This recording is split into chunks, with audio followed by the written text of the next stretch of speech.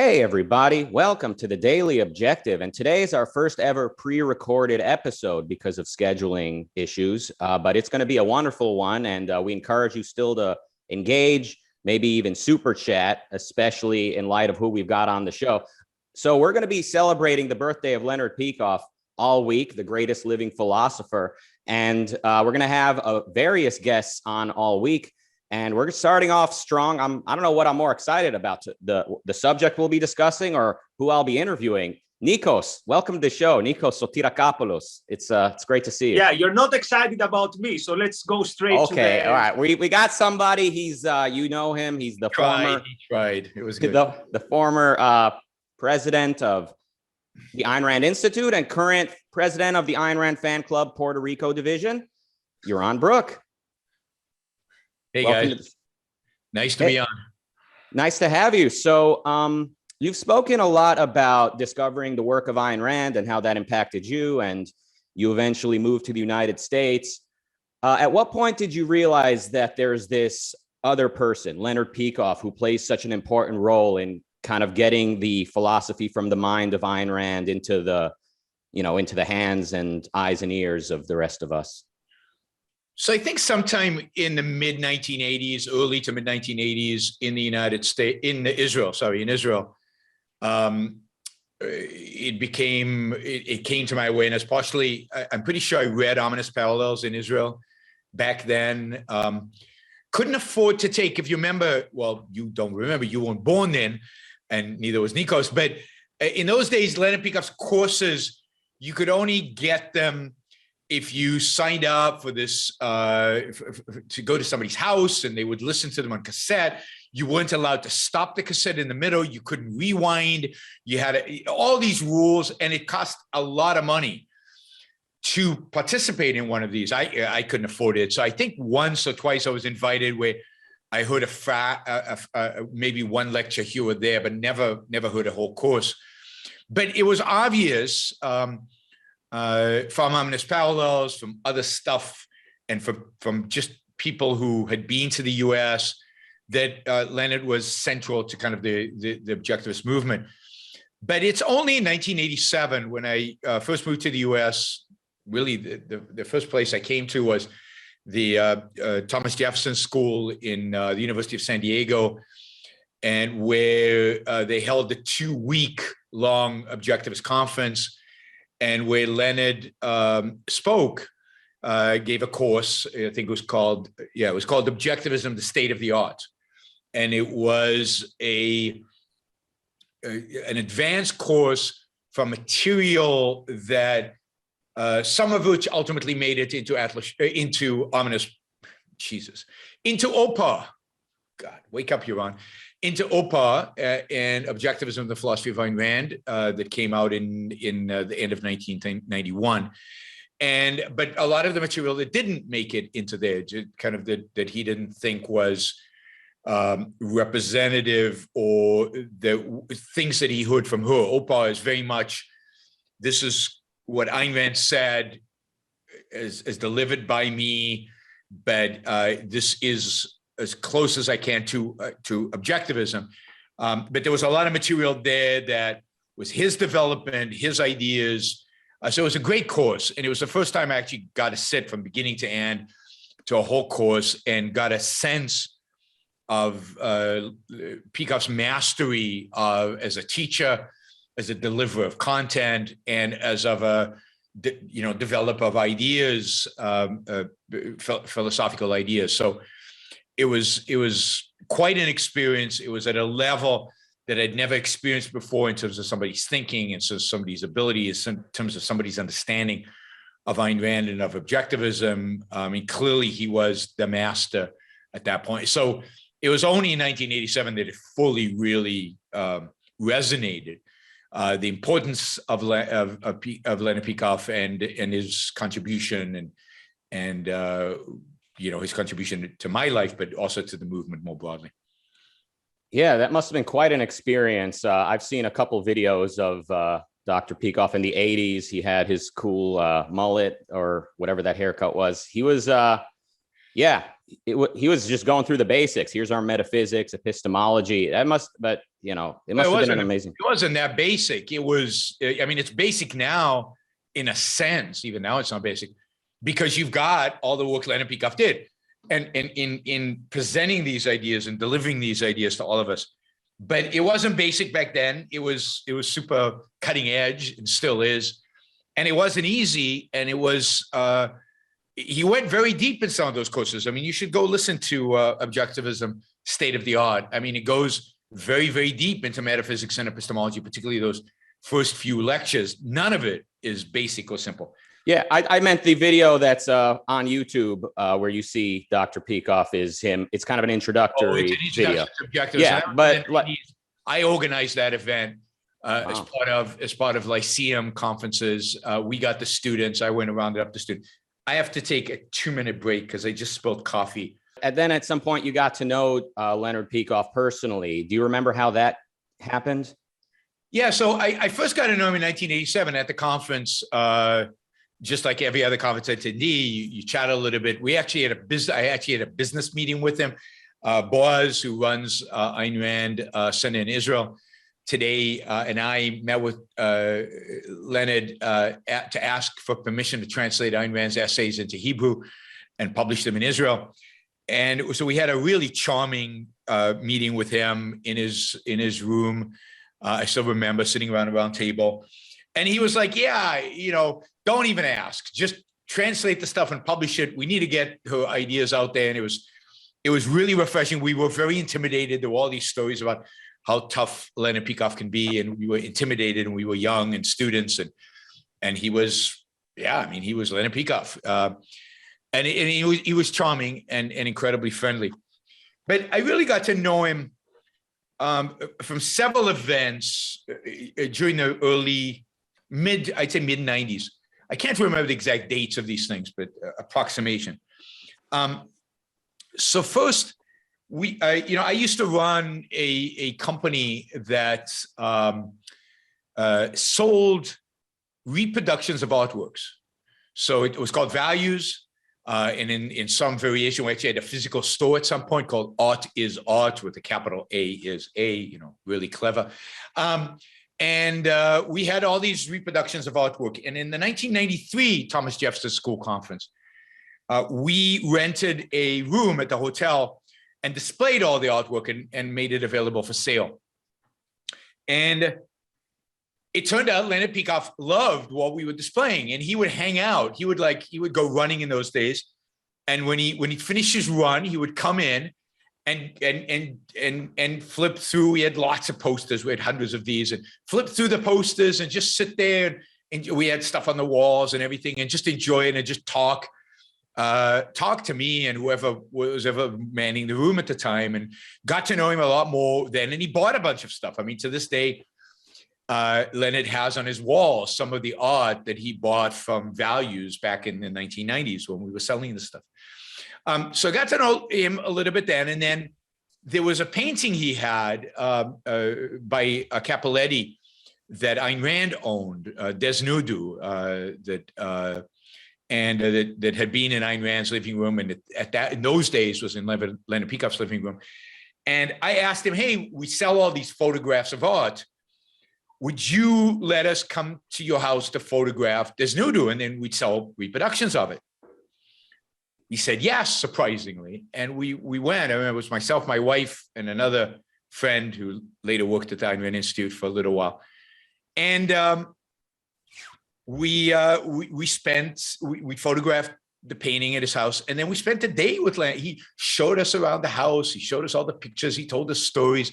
It was just this charming personal interaction that was just amazing. And it was a huge amount of fun, and really got to know him then. But then the way I really got to know him is then I became a student. So overlapping with some of this somewhere from in 1994, I think, until maybe 98, in the OGC, the Objectivist Graduate Center, I was a student in a class where Leonard was the teacher, 2 different classes.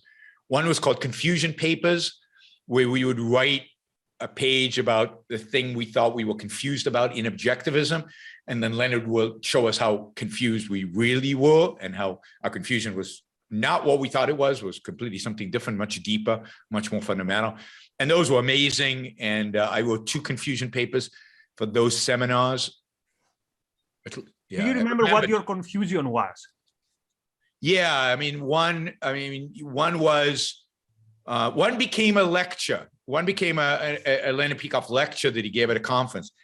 So the one confusion paper was socially metaphysical value versus socially objective value versus metaphysically objective value from What is Capitalism? What is Capitalism was one of the hardest essays in the objectivist literature. People think it's easy, it's about capitalism. No, it's deep, it's hard.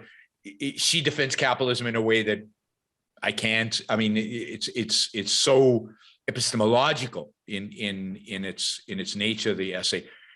So that was my one confusion about what that actually means. And then the second one was, it turned into a lecture that Leonard gave called The Survival Value of Great but Philosophically Evil or Bad Art.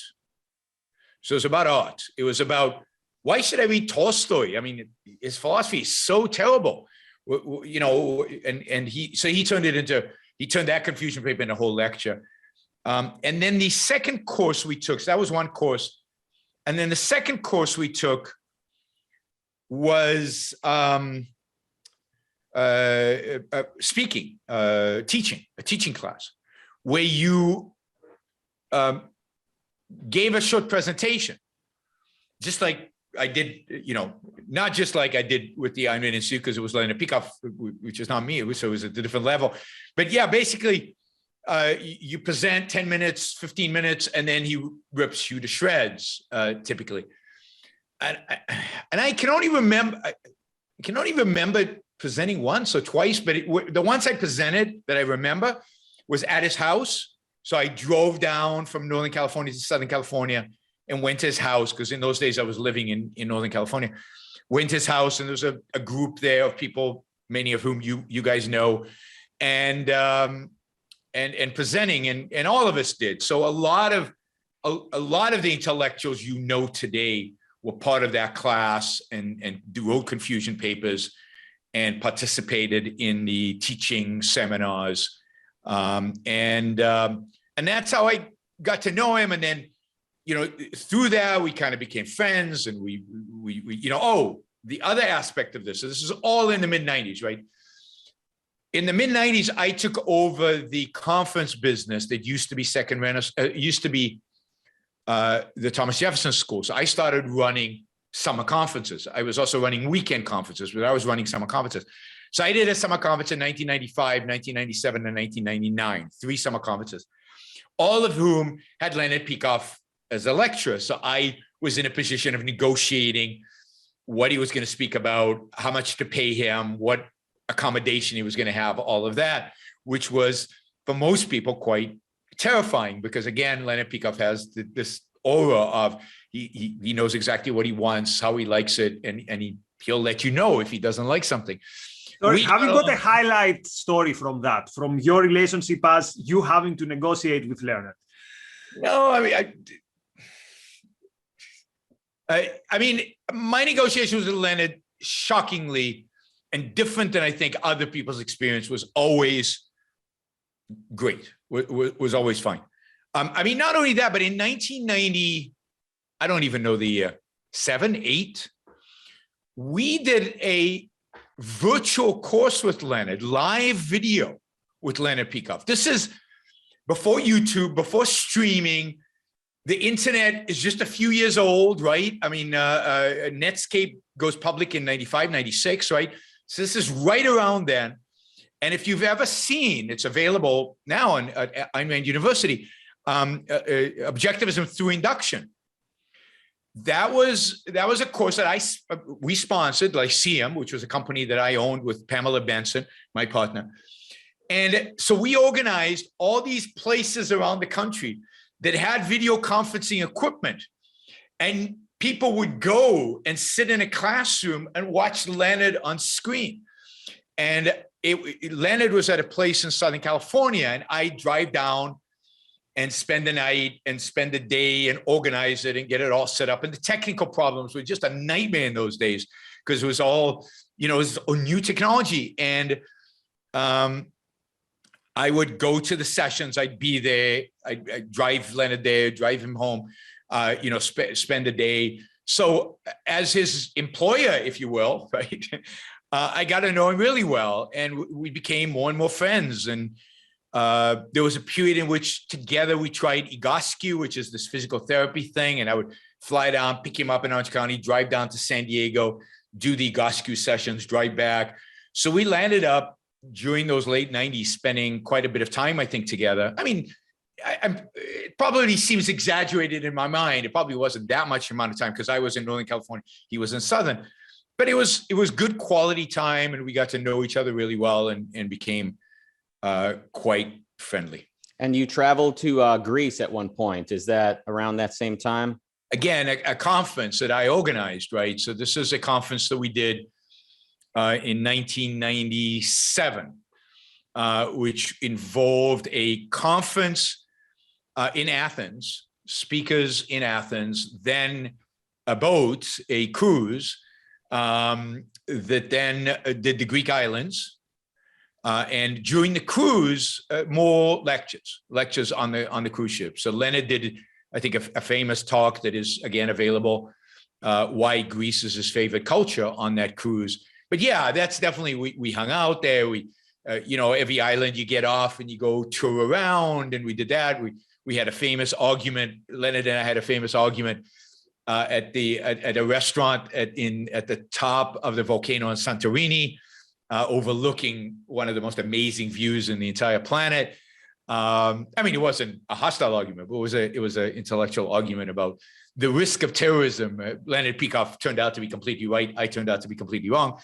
So you were underestimating the risk. I was underestimating the risk in America. In America, I think they had the capacity, the ability, the sophistication to actually be able to pull. My general view of terrorists is they're pretty stupid. I still think they're pretty stupid. And I don't think I underestimating their threat.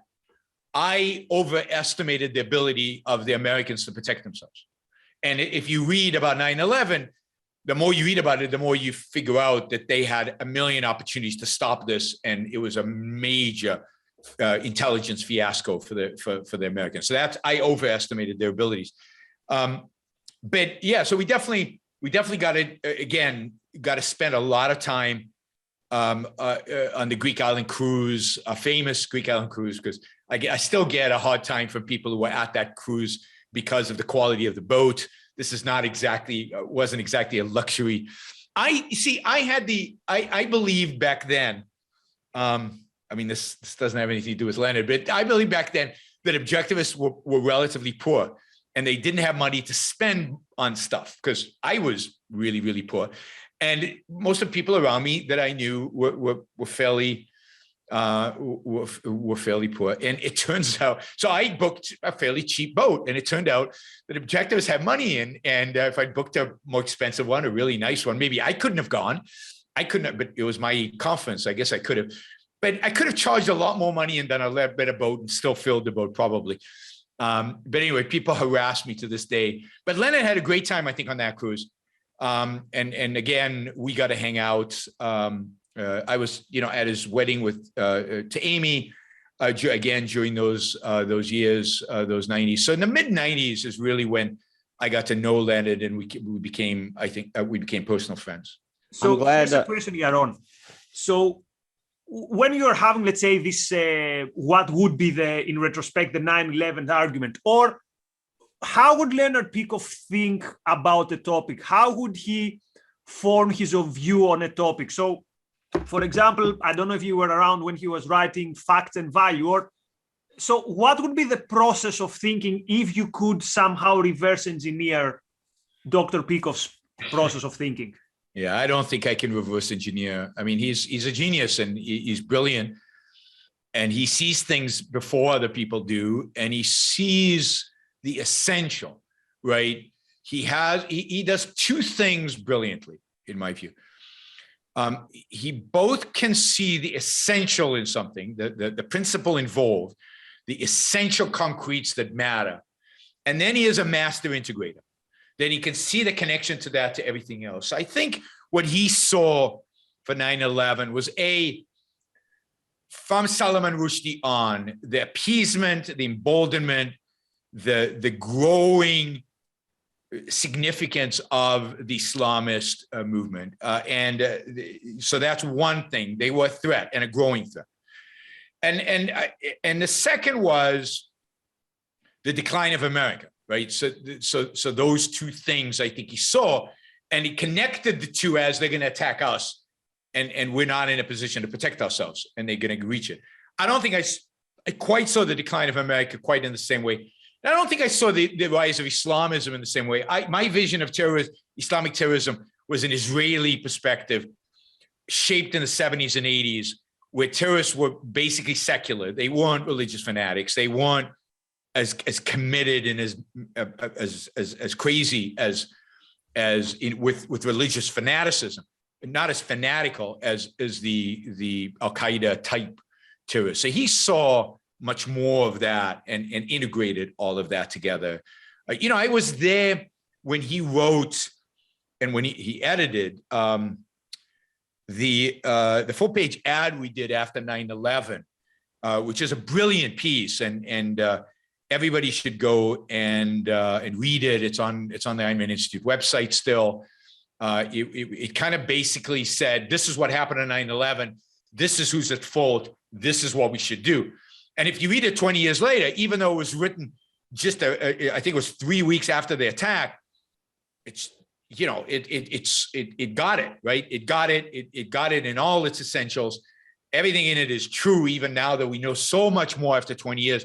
We don't know anything that contradicts what he wrote back then. And it was literally, he wrote a draft, and then he and Amy and I sat there and we would do little editing and question, we would question him, and then he'd rewrite some things. And I think it was an overnighter. It's because we wanted to get it out quickly. And it was this intense thing, but you could tell his mind always finding the essentials. What is the essential about this? And always integrating it into a grand conclusion, into something meaningful and something important and new to be said about whatever was going on. And that's true of all these. So that was 2011. Yeah, 2001. Wow. And you've helped clarify the situation for a lot of us, talking about the Middle East, talking about Islam. So the Palestinians and people like bin Laden, they were inspired by the Iranian Revolution, and they became religious fundamentalists, whereas maybe before that, they were more like pan-Arab nationalists that weren't necessarily that into Allah. That's right. That's right. So when you first started to bond with Leonard Peikoff, it sounds like art was a big source of that bonding. Would you say he's influenced your taste in art, or Ayn Rand as well as Leonard Peikoff have influenced the type of art that you're into, whether it be music or literature or anything else? Yeah, so I certainly Ayn Rand. Ayn Rand shaped much of my view on arts. The Romantic Manifesto did. I think Leonard has reinforced that. What I thought, what to me was gratifying and really interesting is that, it seemed like when I first met Leonard that we shared a lot of similarities in terms of what art we liked. I'd say certainly when it came to painting, when it came to sculpture, we shared a lot. And then if you think about, we in those days, we used to go to, in the 2000s, we used to go to opera together. We had a real love of classical music, of opera. We both liked Beethoven, in spite of the fact that Ayn Rand didn't. So I'm trying to think. The thing where Leonard really taught me significantly about art and about how to think about art, how to look at art, is in the art that is primarily, that has an element of storytelling to it, if you will. And I think that in some ways, my favorite Leonard Peikoff course is his 8th grade plays. And that's the second one I saw live. So the first one was in 1987, was Objectivism, a State of the Art. And the next one, because for 6 years I was a student and didn't have the money to go and attend a conference. So the next one was in 1993 in Thomas Jefferson School in 1993, where Leonard Peikoff gave the eighth grade plays lectures. And those just blew me away. And suddenly an appreciation for plays. But then what I did, and I don't even know if Leonard knows that I did this, but I did, is I took his basic structure. He has a particular structure in which he analyzes plays. That I think he got part of it from Ayn Rand, but he really worked on it and developed it in terms of how to analyze drama, how to analyze theater. I took that and used that for movies. And for years had movie nights where we applied the Leonard Peikoff kind of methodology on figuring out what the plot theme was, what the characterizations were, what the philosophical theme was on every movie we watched. And we watched dozens of movies and did this on them. So he definitely influenced the whole way I look at movies, at theater, and then at anything that has story. And then, of course, novels, which I know very little about. Leonard is a world expert on literature. Poetry.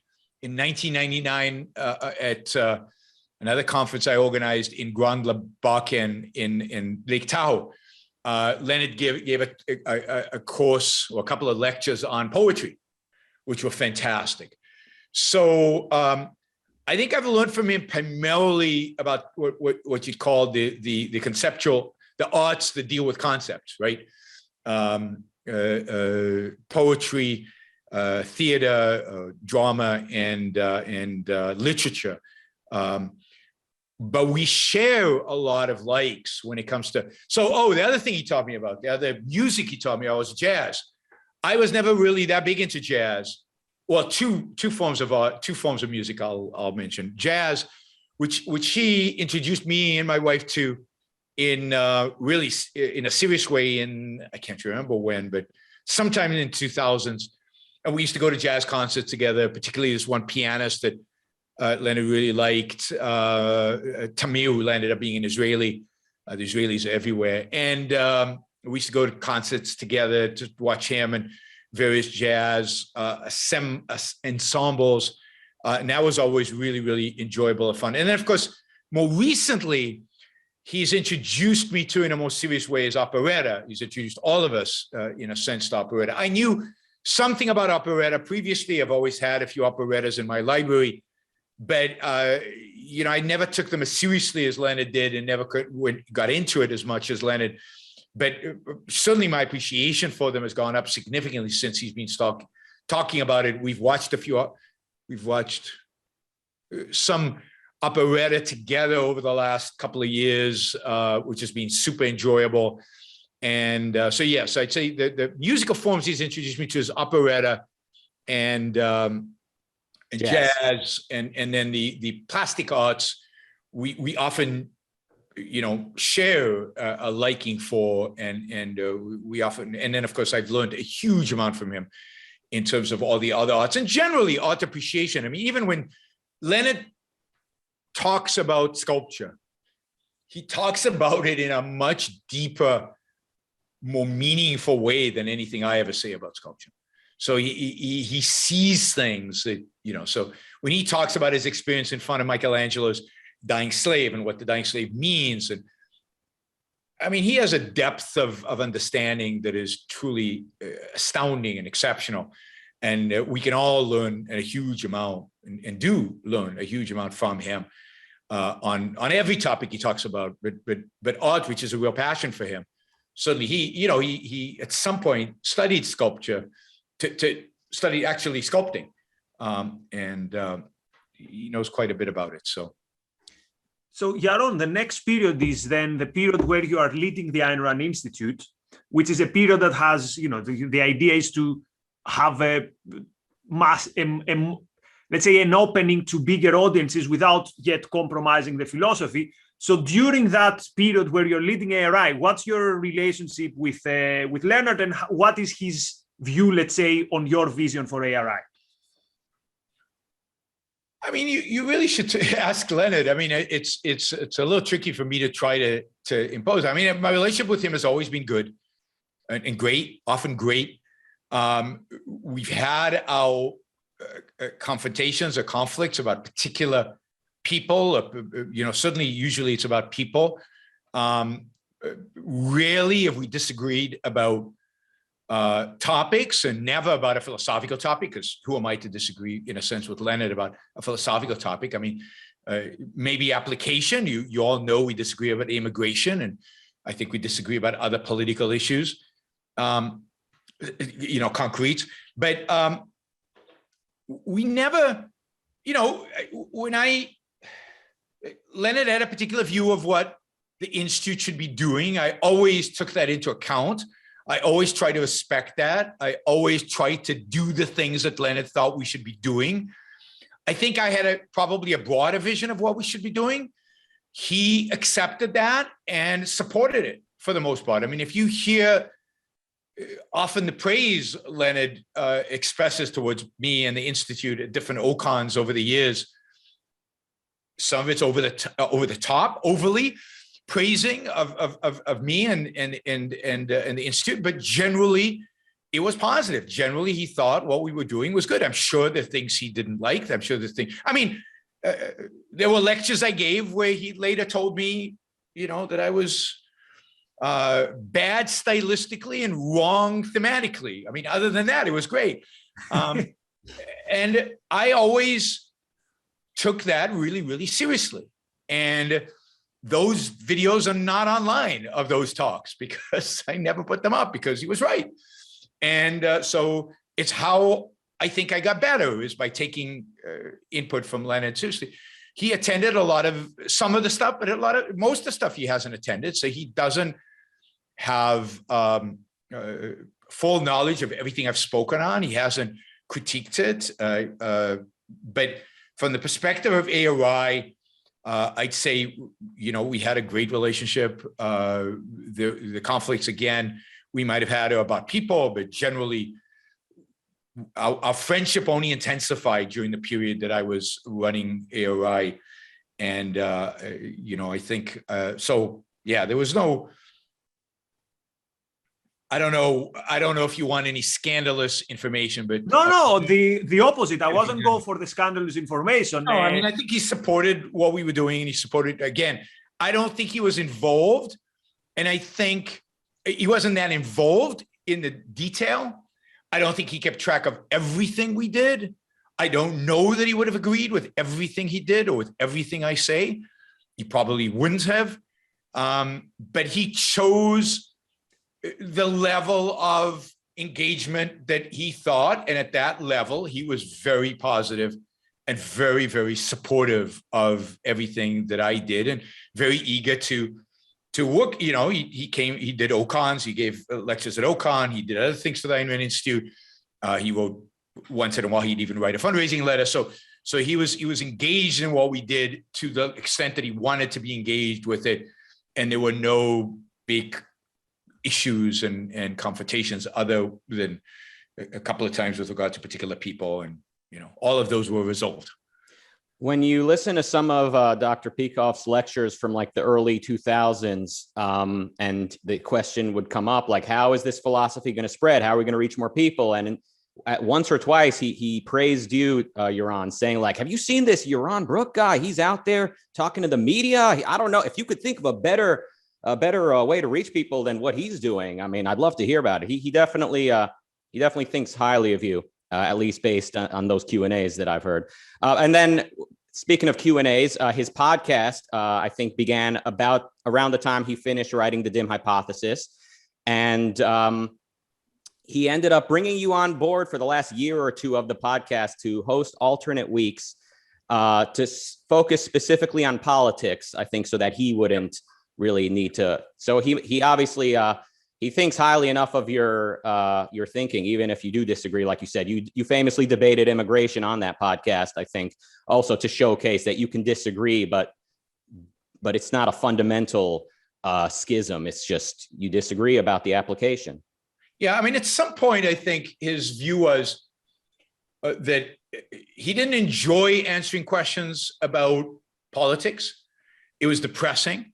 It was uninteresting. He didn't want to follow politics that much because it was depressing. This is during the Obama years. It was too discouraging. So he didn't want, because he felt like if he was going to answer questions about politics, he had to know something about it, which means you have to read the newspaper, you have to follow the news, you have to get from multiple sources, you have to figure out what's right and what's wrong, what's true and what's false. You have to unravel and unpackage all of this stuff. And I think he didn't have the energy and didn't have the motivation to do that. He loved answering kind of the personal questions, the personal application questions from young people who just read Ayn Rand and wanted to know how to apply it to their relationship, to their sex life, to their family life, to their career, to how to live it. And he was super passionate about that and loved it. And he beamed when he talked about stuff like that. And you know, he loved that audience. He loved those kind of questions, and he wanted to really focus on those, but he realized there was a lot. So he basically asked me to take over the politics, and I can't remember the timing and how long, but yeah, about the last year and a half of the podcast. He did all the kind of non-political questions, and I did all the political questions. And if you know, and it's his answers to those questions are true gems. I mean, they're just fantastic. He has this refreshing, original mind that is like Ayn Rand's, that where a lot of times the answer will be completely unexpected. It's not what you'd expect Leonard Peikoff to say about sex, or about how to treat your family, about that. And it's always original. It's always interesting. Yeah, of course, completely consistent with objectivism, causes you to think. It's not like, oh yeah, that's obvious. It's always pushing a little bit. It's always challenging. It's getting you to think about the issue in a completely different way. And his passion and love for it always came across in those podcasts. So I highly encourage people to go and listen to them, because I think it had a profound positive impact on a lot of young people being introduced to objectivism and struggling and really challenged to apply it to their day-to-day life. And I think Leonard did just this amazing work to help guide them and help concretize what it means to live an objectivist life. So a life guided by objectivism. So, you know, yes, I mean, those are terrific. And just to mention that they have been collected, so the podcasts and the answered questions have been collected to a book, which is called Keeping It Real.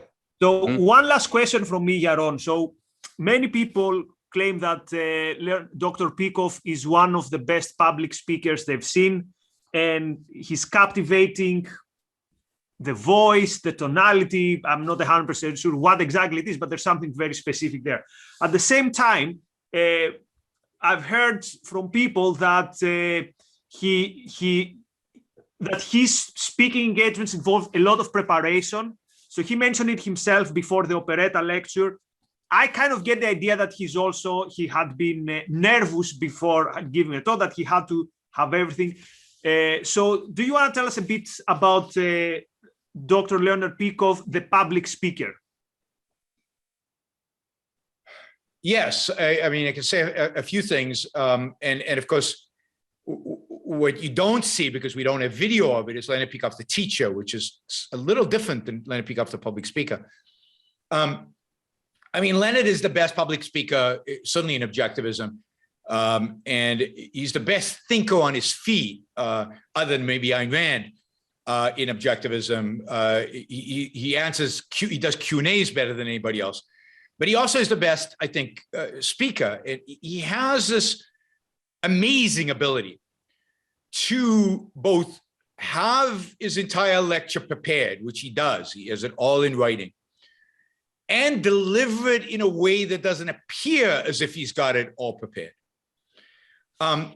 It's the way he speaks, the way he looks at the audience, the pacing, gives the impression that he's doing it off the cuff in a sense that he's now it's all super accurate in complete sentences, although he riffs on certain issues here and there, but which is not always true of people who don't have it all written down. But he has this engaging voice. There is something to his voice. He conveys caring. He conveys for the topic, passion for the topic. He conveys caring for the audience in the sense that he wants them to understand. He's not like some public speakers who prepare it in writing. All they care about is delivering what they have in writing, right? And getting it out there, right? Leonard wants you to understand. And of course, the writing he does for speech is very different than the writing he does for a book. So for example, all the principles of objective communication, repetition, pace, and all of that is in the written form is very different than what he would do. Like you repeat yourself, even when you write out a speech, much more in a speech than you do in a written form. But he is a masterful public speaker, and he takes super complex topics in philosophy, and he makes them and breaks them down and makes them real for, I think, everybody else. And he does it at a pace and in a way, and he concretizes it and he integrates it in a way that is really people are able to absorb and able to understand. I mean, it still takes work afterwards with the content, but you get a huge amount from his lectures. So I don't know anybody else who comes even close in terms of, in particular, given the kind of material he's usually presenting. If you go back to Objectivism, State of the Art, or even the course on plays, or the very philosophical nature of the content, and yet he is able to convey it in a way that's understandable to the audience. That is quite unique. But then also his Fort Hall Forum talks. And Leonard prepares a huge amount. He is very much, I don't mean this in any kind of negative sense, but he's very much a perfectionist when it comes to this. It has to be right. It's not quite like right like it's in a book, where on every word he focuses on to get every formulation, but it's close. He spent a huge amount of time on every one of his lectures to get the formulations right for a lecture. So not right for a book, but right for a lecture. And every one of those talks takes a lot of time, a lot of mental effort. It really is physical. It is exhausting. Was he nervous before a talk? I don't know. It's hard. It's hard for me to say. You'd have to ask him. He definitely was. Yeah, I mean, he would think about. He was constantly thinking about it. So before a talk, days before, it almost was all consuming in terms of what he was going to deliver. But the genius of Leonard is not only does he develop these amazing talks and lecture and courses and everything, but then so that's prepared material that's there, and then he delivers it like nobody else can deliver it. But then his Q&As are just off the cuff. His delivery off the cuff is magnificent. And so if you've ever watched him as a teacher, that's what he could also do without. So when he taught, he didn't have fully developed lecture notes. He had outlines, and he was brilliant as a teacher and a really good teacher in terms of, again, pacing, use of voice, emphasis, passion, all the things that are important to deliver a message. I mean, he says, I think in objective communication, that it's about teaching is about it's about entertaining and indicating. And Leonard is an entertainer. He's funny. His lectures are always funny. You don't always get the sense that he's. I don't think he necessarily prepares the jokes in advance, but he's funny. He's just a funny person, and he's entertaining. His voice, his passion, the way he communicates is entertaining, and he points you in the direction of where your thinking needs to go to really understand the topic. And so he's He can do that in a Q&A brilliantly. He can do that in a prepared lecture, and he can do that as a teacher. He's a master at all of those. Mm-hmm. Leonard, and again, in the Q&As, you can see his mind work better than in anything else, in my view, because a Q&A is a new question. Often it's a new question he hasn't heard before, and it's on the spot. And and his ability in a Q&A to identify the core of the topic. What's the question really about? So, because I see a lot of people in Q&As answering a different question than what was asked. I ask about A and they answer about B. And that's common. Almost everybody does that because they're not ready to answer A. They don't have an answer. So they answer what they're comfortable with, which is B. Very few people are good at Q&As. Leonard's a master at it. And he can get to the essence of the question and then immediately integrate it into material that you would have never expected relates to this in order to come up with something really interested, first-handed, and new to say about a topic you thought, oh, well, that's easy. I'll just say X. No, he says something completely different that's true and interesting and gives you a whole new dimension of looking at an issue. Mm-hmm. Leonard Peikoff, the teacher, I think is kind of what a lot of people my age and younger didn't really see when we first came across him, like his podcast.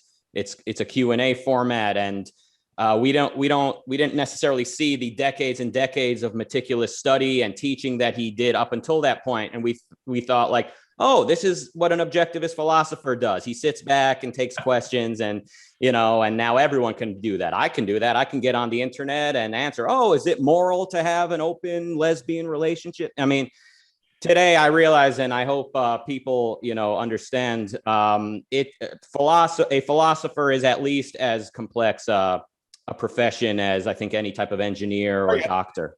And for Leonard to do that in his podcast was a culmination of decades and decades of studying and understanding and integrating and spending time with Ayn Rand, of course, but then writing OPA and completely integrating the philosophy. So now the application of it into life and into all these circumstances and all these strange kind of questions that you get is relatively is easy. And it looks like, oh, wow, this is easy stuff. Applying objectivism is easy. Well, it's easy for Leonard Peikoff, but it takes real study. And of course, Leonard's great contribution to all of us is to shave decades off of our path to studying objectivism by providing us with OPA and Ominous Parallel and DIM, and then all the courses that he did, which basically now we have got, in a sense, a curriculum where we can study objectivism, and we're studying from Leonard Peikoff. Leonard Peikoff's teaching us.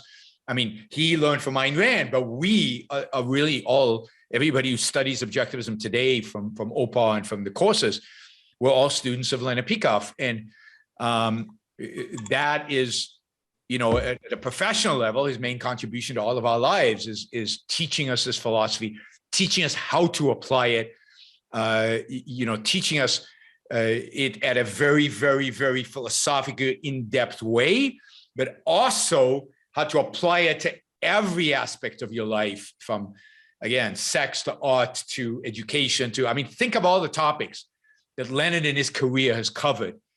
It is astounding. It is astounding. It had something interesting and profound to say. It's very few people ever have been able to do that. And all of human history covers so many different topics in such a deep, profound, interesting, first-handed way. It's a truly unique mind that he has and ability that he has.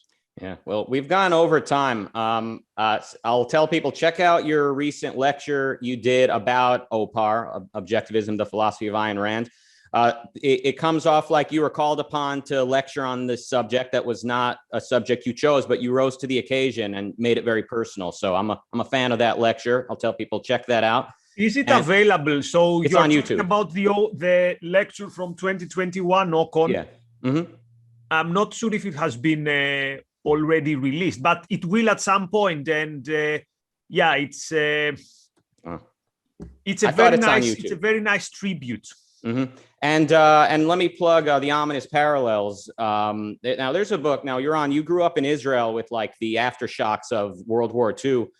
And to a lot of people, Jewish people around the world, the Holocaust is still like the bane of their existence. And now here's a book that Ayn Rand endorsed and helped edit or edited that like finally gives some answers and clarification. Do you remember reading that book and kind of how that impacted you? Yeah, I mean, I think that what that book really solidifies is I mean, obviously, it was profound in terms of understanding the rise of Hitler and what actually happened. But what really it brought home is the role of ideas in history and how ideas shape history. And that was, to me, Ayn Rand had said that, but this was like, all right, here's how it's done. And it was truly, it's an amazing book. And it seems like every decade, the United States is trying to making an effort to make Ominous Parallels come true. Right? Mm-hmm. And proceed with caution. I'll remind the audience, that book is after 30 years of Peikoff talking to Miss Rand. So, don't try this at home. Be very, very reluctant to speak with authority about the application of ideas to history or to anything. Be patient, I will suggest. All right, this has been a wonderful interview discussion. Thank you, Nikos, and thank you, Yaron, for the wonderful interview. Pleasure. Thanks for having me on. And happy birthday, Leonard. Happy birthday, Dr. Peikoff. I'm not I've never met him, but I'll call him Dr. Peikoff. All right, everybody. Thank you for watching, and we'll be live tomorrow, same time on the Daily Objective. Thank you and goodbye.